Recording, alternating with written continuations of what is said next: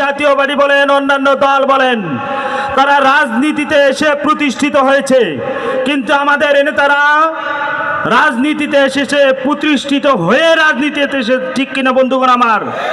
আমাদের হারিসুল বাড়ি রনি সাহেব রাজনীতিতে এসেছে প্রতিষ্ঠিত হয়েই রাজনীতিতে এসেছে, ঠিক কিনা বন্ধুগণ আমার?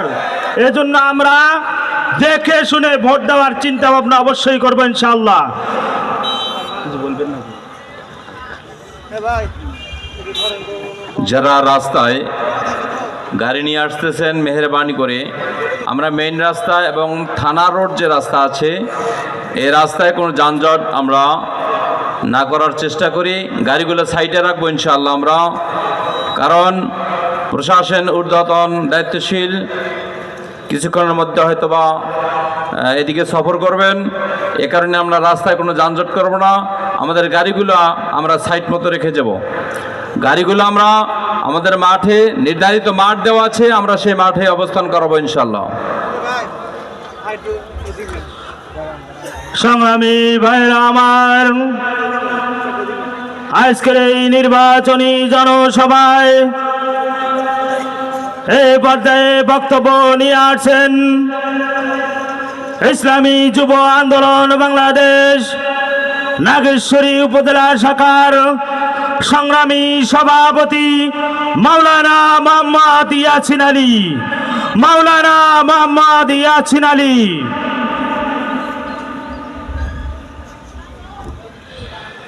আসসালামু আলাইকুম ওয়া রাহমাতুল্লাহি ওয়া বারাকাতুহু।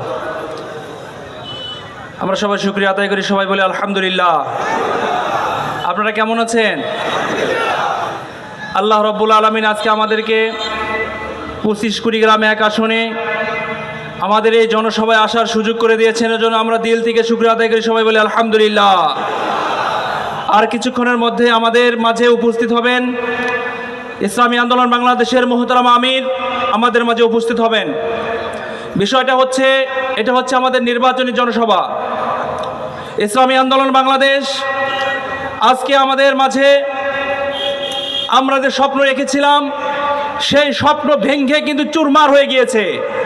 কিন্তু তার মানে কি ইসলামী আন্দোলনকে পিছিয়ে গিয়েছে নাকি? ইসলামী আন্দোলন এটা এমন একটি সংগঠন, ইসলামী আন্দোলন এটা এমন একটি কাফেলা, যে কাফেলা কখনো অন্যায়কে কি করে না, অন্যায়কে কখনো আপোষ করে না ইনশাআল্লাহ। এই জন্য কথা হলো, ইসলামী আন্দোলন বাংলাদেশ এককভাবেই আজকে সারা বাংলাদেশে নির্বাচন করতে যাচ্ছে। আজকে যারা আমেরিকার আদর্শকে বাস্তবায়ন করতে চায় এবং যারা ভারতের আদর্শকে লালন করতে চায়, ভারতের আদর্শকে বাস্তবায়ন করতে চায়, এই আদর্শের সাথে ইসলামী আন্দোলন বাংলাদেশ একমত পোষণ করতে পারে নাই। আজকে যদি তারাও তাদের আদর্শের সাথে একমত হতো, হয়তো বা আমরাও এরকম 50 থেকে 100টা আসন পেতাম। ইসলামী আন্দোলন বাংলাদেশ এরা ক্ষমতার রাজনীতি করে না, এরা আদর্শের রাজনীতি করে। আদর্শকে কখনো তারা আদর্শকে কখনো তারা কি করতে চায় না, আদর্শকে তারা কখনো বিসর্জন দিতে চায় না।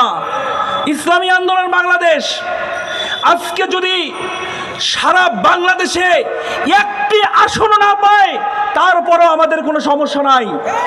কারণ আমরা এটা বলতে পারি, সারা বাংলাদেশের মধ্যে নয়, এশিয়া মহাদেশে যতগুলো দল রয়েছে, ইসলামী যত দল রয়েছে, তার মধ্যে একটা হক কাফেলা হচ্ছে ইসলামী আন্দোলন বাংলাদেশ।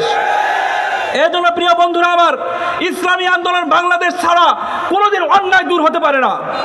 আজকে মনে করেন আমাদের এই 54 বছরে এই আসনে কত আমাদের এমপি আসছেন, কত এমপি আমাদের কত স্বপ্ন দেখিয়েছেন, কত মিথ্যা কথা বলে সাধারণ মানুষের ভোট ডাকাতি করেছেন, কিন্তু মানুষের ভাগ্যের পরিবর্তন করতে পারে নাই। আজকে আবারও নতুন নতুন স্লোগান নিয়ে কেউ বা মাদ্রাসার কথা বলতেছে, কেউ বা মসজিদের কথা বলতেছে, কেউ বা মন্দিরের কথা বলতেছে। এই সমস্ত সব দুঃখাবাজি কথা ঠিক না বেটে? আজকে মানুষের ম্যান্ডেট নিয়ে তারা পার্লামেন্টে যাবে, জনসাধারণ তারা কোনো খোঁজ দিবে না, যার রাতারাতি আঙ্গুল ফুলে কলা গাছ হয়ে যাবে। প্রিয় সংগ্রামী ভাইরা আমার, ইসলামী আন্দোলন বাংলাদেশের সম্মানিত আমাদের 25-1 আসনের এমপি হারিসুল বাড়ি রনি ভাইকে আমরা পার্লামেন্টে নিতে চাই। কথা বলেন ঠিক না ঠিক? আমরা পার্লামেন্টে নিয়ে যাব। ইসলামী আন্দোলন ছাড়া এই বাংলাদেশের মানুষের ভাগ্যের কোনো পরিবর্তন ঘটতে পারে না।